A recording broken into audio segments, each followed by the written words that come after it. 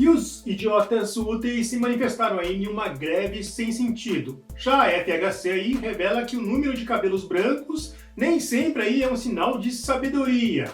Já Ciro, amargurado, destila todo o seu ranço pelo PT.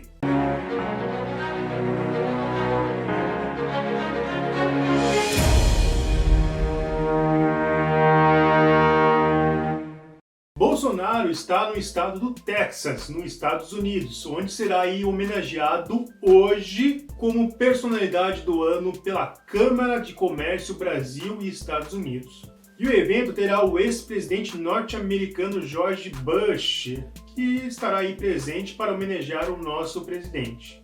De início, o evento ocorreria na cidade de Nova York, porém o prefeito nova-iorquino Bill de Blasio deu piti. Mas o problema foi rapidamente solucionado, pois o Texas abriu suas portas com muito orgulho. Ontem, durante a sua entrevista, Bolsonaro criticou com precisão cirúrgica as manifestações de greve.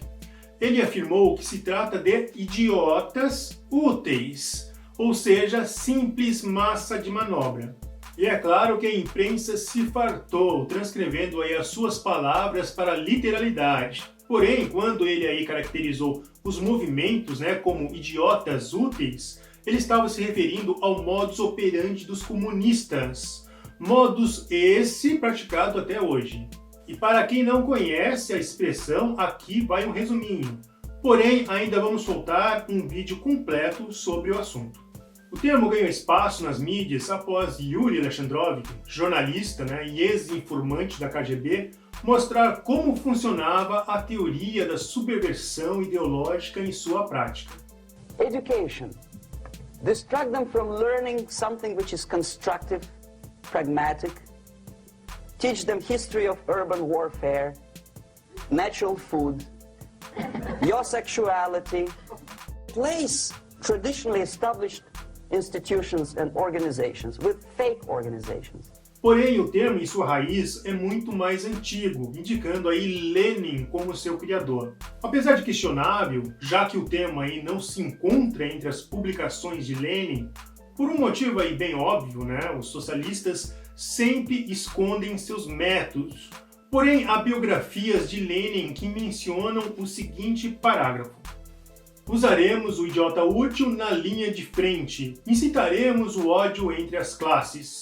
Destruiremos a sua base moral, a família e a espiritualidade. Comerão as migalhas que caírem das nossas mesas. O Estado será Deus.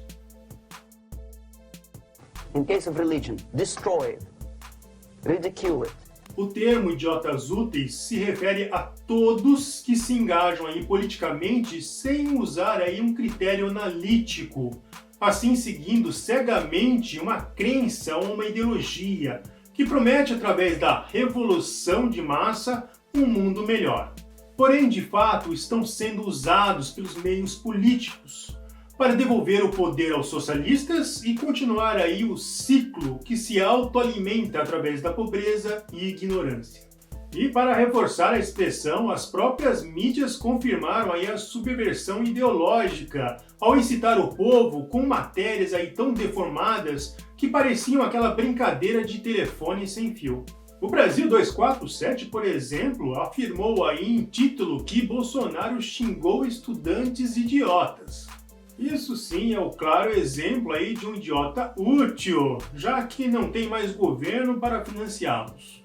E o ex-presidente tucano, Fernando Henrique, esteve junto com os sindicalistas da Força Sindical em São Paulo.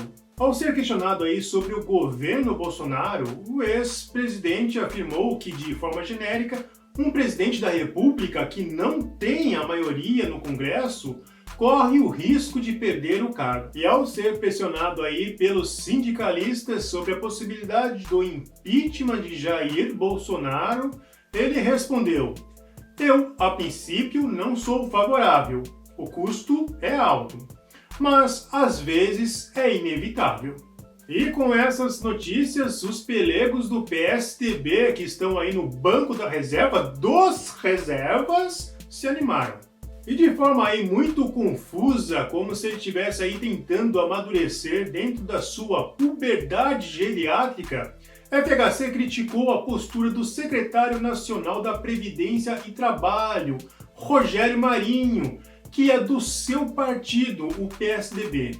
Ele afirmou que Marinho não age em nome do partido, mostrando claramente seu ranço pelo governo Bolsonaro.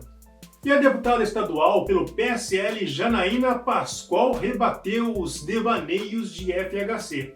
Ela afirmou: muito curioso, quando eu pedi o impeachment de Dilma Rousseff com base em crimes graves, fartamente demonstrados, FHC saiu em defesa da ex-presidente.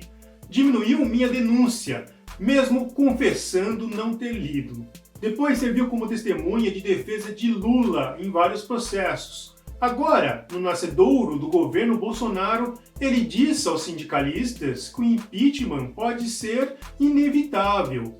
E ainda tem quem diga que FHC era o líder da oposição ao PT.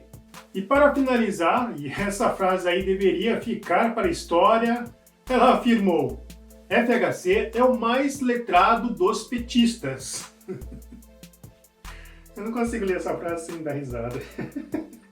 E para quem não sabe que a briga entre PSDB e PT é uma grande farsa, vou deixar aqui o link do Brasil Paralelo, o Teatro das Tesouras. E Ciro Gomes, depois que virou réu, parece ter ficado aí ainda mais agressivo.